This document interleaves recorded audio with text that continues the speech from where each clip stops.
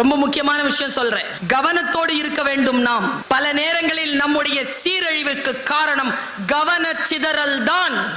உதாரணத்துக்கு சொல்றேன், இப்போ மேடையில் அருள் பிரகாஷ் சார் உட்கார்ந்து இருக்கார். அங்கிருந்து நம்ம PRO தளபதி வராருன்னு வச்சுக்கோங்க. வந்தவர் காதல ஏதோ சொல்றாரு. நான் இங்க வைத்தால கத்திக்கிட்டு இருப்பேன்னா என் பேச்சை கேட்காம அவர் காதல சொல்லியாச்சு.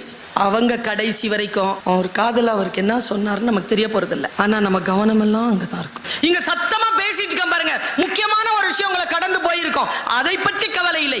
கவனச்சிதறல், உங்களுக்கு காட்சிகள் போதுமானதாக இருக்கிறது கவனத்தை சிதறடிக்க. ஆழமான அறிவோடு பேசுகின்ற சான்றோர்களின் பேச்சை கேட்டு பயிற்சி பெற வேண்டும்.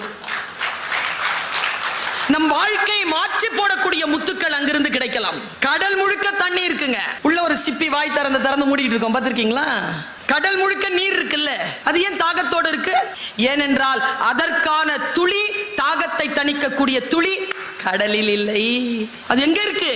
வானத்தில் மிதந்து கொண்டு இருக்கக்கூடிய மேகங்களுக்குள் மறைந்து இருக்கு. கரெக்டா அது வரணும், மழையா விழணும், ஆழ்கடல்ல போகணும், சிப்பி வாய்த்திருந்து மூடுகின்ற அந்த பிசிக்ஸ் இருக்குல்ல, அது அங்க ஒர்க் அவுட் ஆகணும்.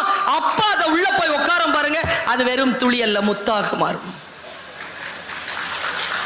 உங்கள் வாழ்க்கையை மாற்றி போடுகின்ற துளிகள் இதோ நேர போனா இருக்கு. 200 அரங்கங்களுக்கு மேல இருக்குல்ல, அங்க கொட்டி கிடக்கின்ற கோடானு கோடி புத்தகங்களுக்குள் நீர்த்துளி என்கின்ற முத்து மறைந்திருக்கிறது.